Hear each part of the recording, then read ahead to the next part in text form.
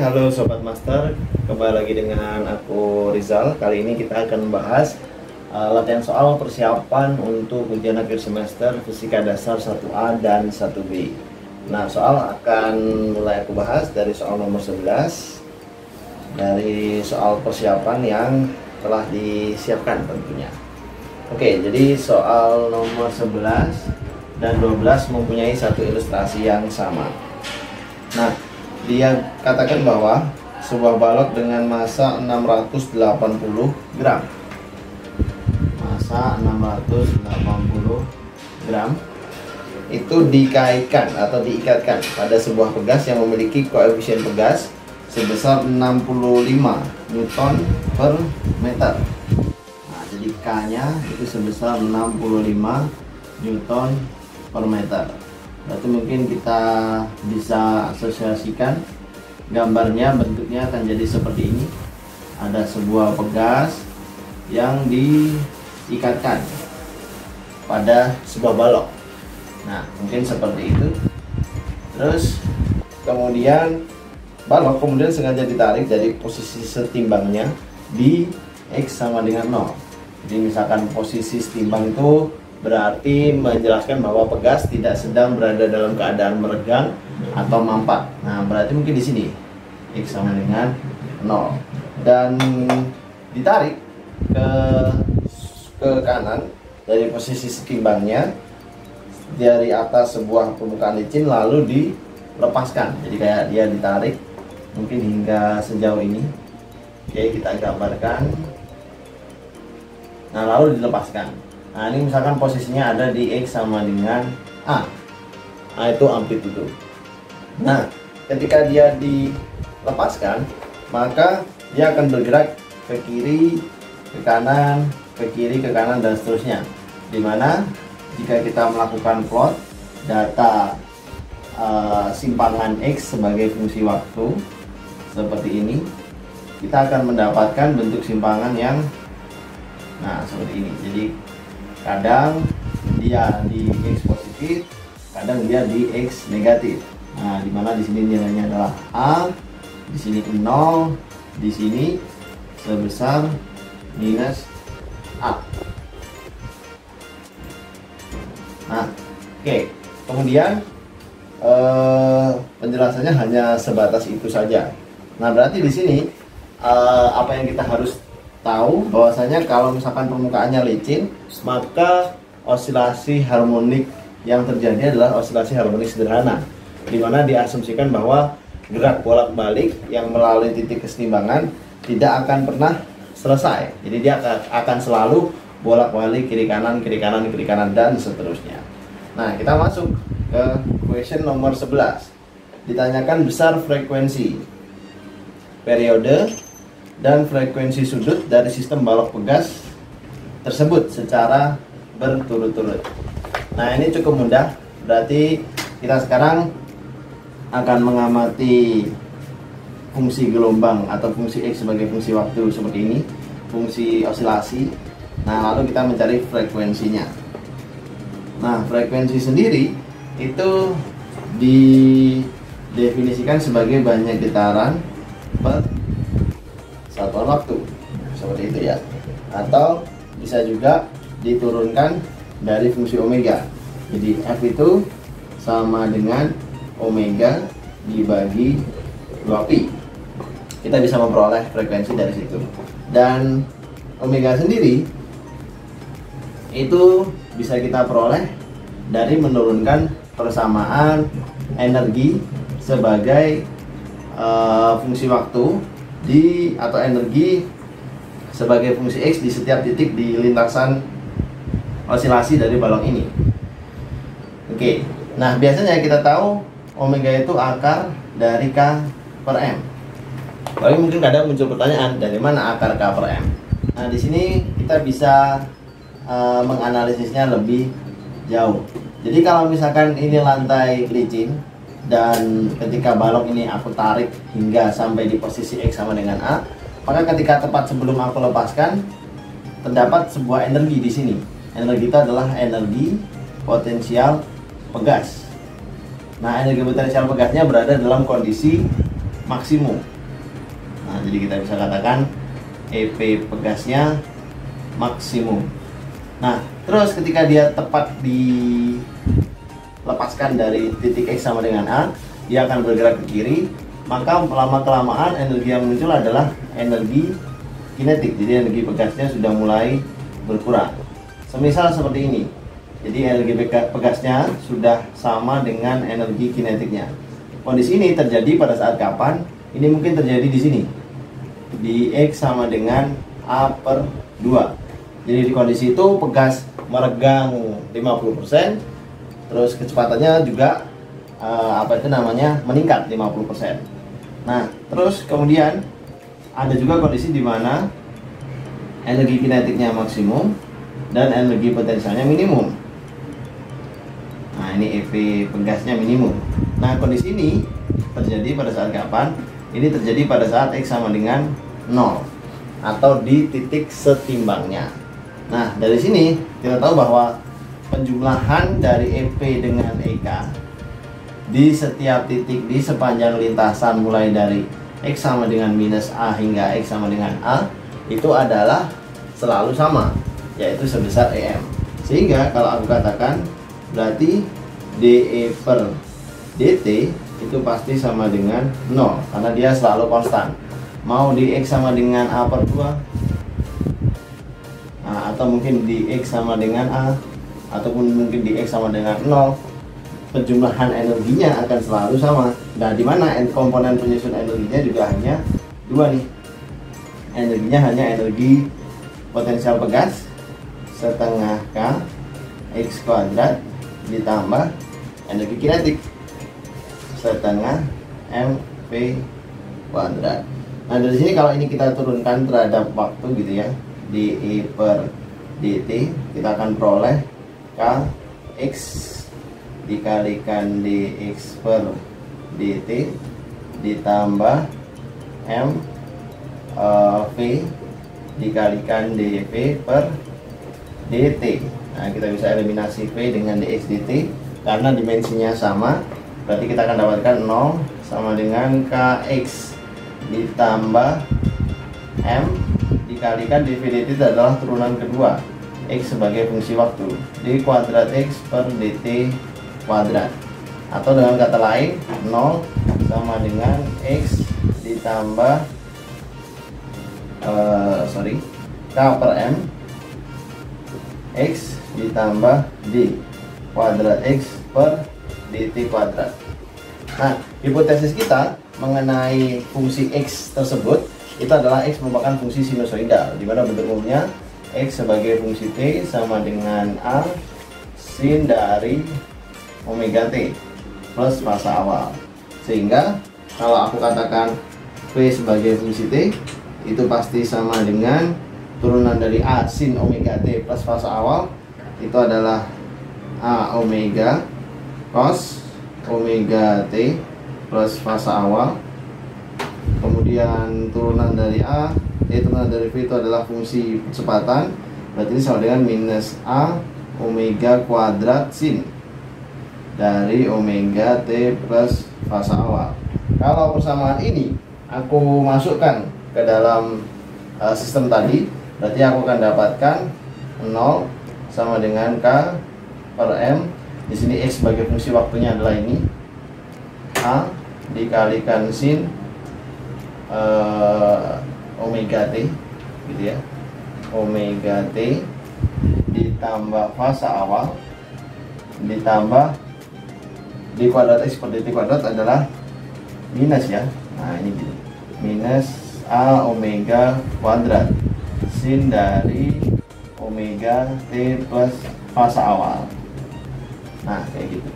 Berarti di sini kita tahu bahwa nilai dari omega kuadrat itu akan sama dengan k per m, agar persamaan ini benar nilainya 0, sehingga terbukti omega itu sama dengan akar k per m. Nah, untuk periodenya kita juga mudah bisa diselesaikan dengan menggunakan 1 per f. Nah, dari sini ya sudah, kita cari satu persatu mulai dari omega. Omega sama dengan akar k per m, atau sama dengan akar dari 65 dibagi 0,68. Terus kemudian frekuensi sama dengan omega dibagi 2pi. Nah, dimana omeganya ini ketemunya 9,8. Nah, ini 9,8 radian per second. Berarti F nya sama dengan 9,8 dibagi 2pi. Itu sekitar 2 kali 3, 6. 9,8 dibagi 6. Nah, ini sekitar 1,9 ya kemungkinan. 1,6. Dan yang satu lagi itu adalah si T sama dengan 1/F per 1,6 itu adalah 640. Berarti T nya ini sama dengan 640 milisecond. Nah, itu jawaban untuk soal nomor 11. Oke, kita lanjut ke soal berikutnya, yakni nomor 12. Nah, di soal nomor 12 kita diminta untuk menentukan kebenaran dari pernyataan-pernyataan. Nah, kebenaran pernyataannya ada apa saja? Yang pertama, balok mempunyai kecepatan getar maksimum sebesar 2 meter per second kuadrat. Kita tulis dulu. Ini untuk nomor 12. I-nya, pernyataan pertama dia bilang Vmax-nya 2 meter per second. Pernyataan yang kedua, dia sampaikan bahwa percepatan maksimumnya sebesar 11. Jadi AM itu sebesar 11 meter per second kuadrat. Pernyataan yang ketiga, dia sampaikan bahwa di setiap X meter besar total energi kinetik balok dengan energi potensial pegas akan selalu konstan. Oke, berarti EK ditambah EP pegas itu akan selalu konstan. Pernyataan yang keempat itu untuk setiap X energi potensial pegas akan selalu lebih besar dibanding energi kinetik balok. Nah, berarti energi potensial pegas dikatakan EPP itu lebih besar sama dengan EK. Nah, bagian manakah yang benar? Berarti yang pertama jelas, pernyataan ketiga benar, karena tadi sudah kita katakan bahwa di setiap X meter besar setengah kx kuadrat ditambah setengah mv kuadrat akan selalu sama. Jadi baik ini, baik yang di sebelah sini itu akan selalu sama. Nah, terus kemudian kita tinggal mengecek nilai kecepatan getar maksimum itu kan A kali omega. Nah, A dikalikan omega, dia sampaikan nilainya 2 meter per second. Nah, cuman di sini balok sengaja ditarik dari posisi setimbangnya dari X sama dengan 0 di atas permukaan licin lalu dilepaskan. Di sini di soal tidak diungkapkan bahwasanya berapa besar nilai amplitudonya. Nah, sehingga jawaban yang bisa dipastikan benar itu hanyalah jawaban nomor 3 saja. Jadi AM juga belum bisa dipastikan benar, Vmax juga belum bisa dipastikan benar. Sehingga yang pasti benar adalah EK ditambah energi potensial pegas adalah selalu konstan. Nah, berarti jawabnya itu adalah pernyataan 3. Oke, itu tadi untuk jawaban soal nomor 12. Nah, sekarang kita akan masuk ke soal nomor 13, 14, 15. Karena ini satu ilustrasi. Nah, di sini kita diminta untuk menentukan frekuensi, gitu ya. Oke, kita baca dulu soalnya. Suara dengan frekuensi 540 Hz bergerak melingkar mengitari sebuah poros dengan radius 60 cm. Jadi ini soal nomor 13.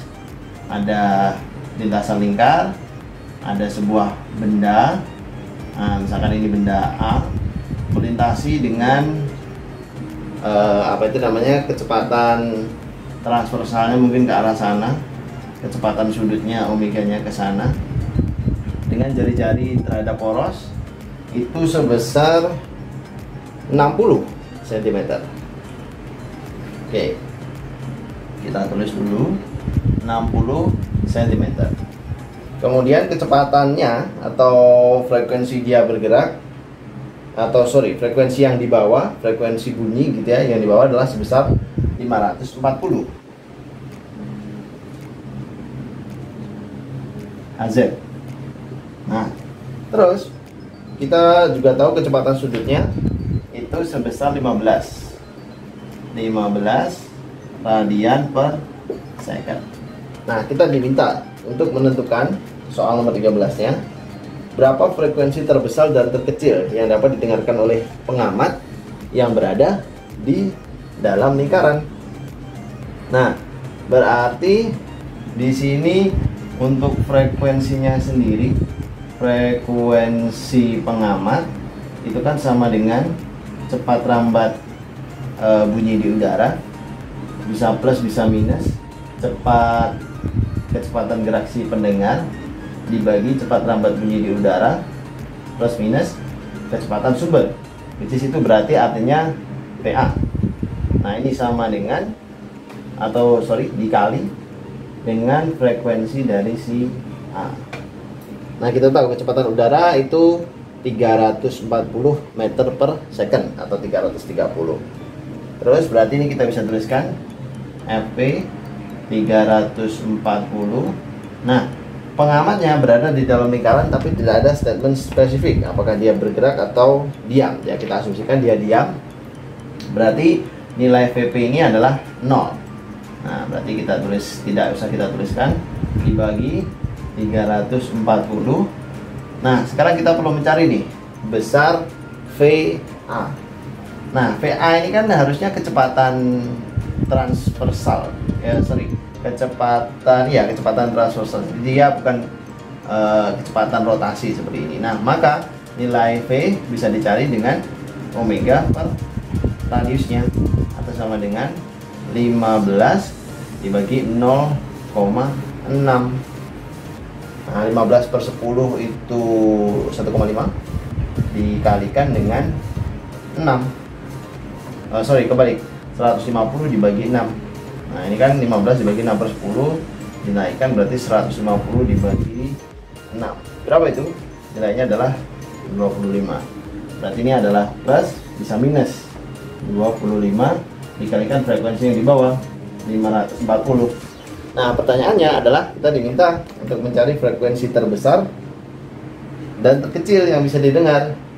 Berarti kalau misalkan kita tempatkan orangnya di sebuah titik gitu ya, di sebuah titik, sebut saja di sini, di titik P.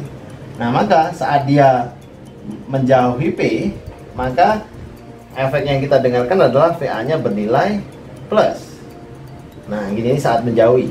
Tapi kalau dia saat mendekati, maka efek VA-nya ini terjadi minus. Nah, sehingga kita punya dua opsi.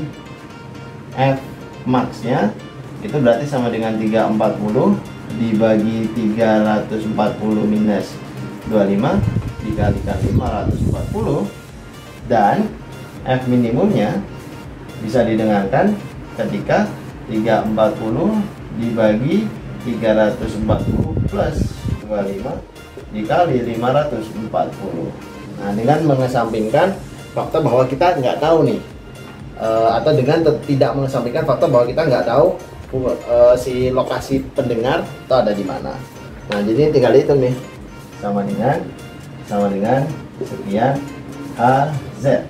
Nah, sekian Hz. Nah, jadi itu frekuensi maksimum dan minimum yang bisa dia dengar.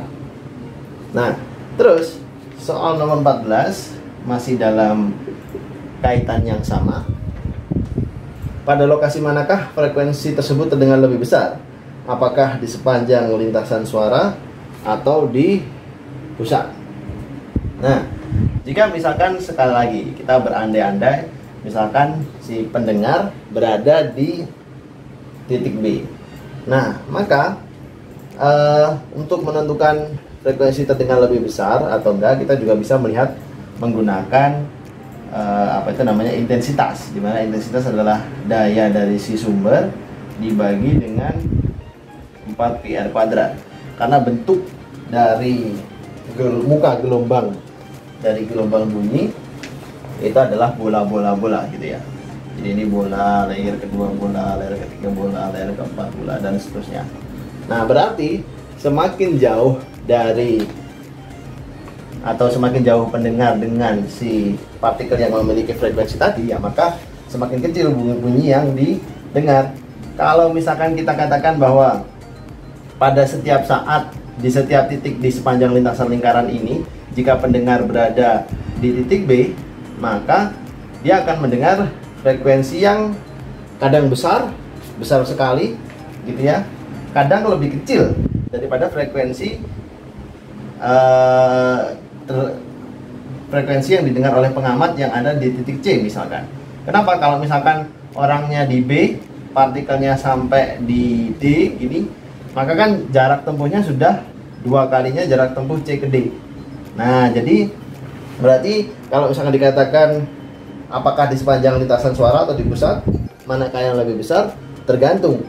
Kalau kita katakan terhadap pengamat yang di pusat, pasti frekuensi yang didengar akan selalu sama, sebab jarak setiap saatnya, setiap T sama. Nah, tapi kalau misalkan pengamatnya ada di sepanjang lintasan lingkaran, maka akan ada masa di mana frekuensinya gede dan akan ada masa di mana frekuensinya kecil. Nah, itu adalah soal nomor 14. Nah, sekarang kita beranjak ke soal nomor 15. Nah, ternyata soal nomor 15 ini sudah masuk ke bab bahasan baru. Jika ini soalnya aku bacakan. Anggaplah sebuah balon helium memiliki bentuk sama persis dengan sebuah bola berdiameter 18 cm. Jadi D sama dengan 18 cm. Maka harusnya jari-jarinya itu sama dengan 9 cm. Kemudian temperaturnya 10 derajat Celcius. Berarti kita katakan T-nya sama dengan 283 Kelvin. Kemudian balon tersebut memiliki tekanan di dalamnya sebesar 1,05 atm. Nah, P-nya sebesar 1,05 atm atau sama dengan 1,05 kali 10 pangkat 5 Newton per meter persegi atau Pascal. Kemudian tentukan jumlah mol. Nah, mol dan massa gas helium. Kalau massa heliumnya 4 SMA, satuan massa atom. Nah, untuk menghitung mol cukup mudah. Itu hanya kita menggunakan rumus massa per massa atom relatif, karena ini helium monoatomik ya, sendirian, atom gas tunggal. Berarti ini sama dengan massanya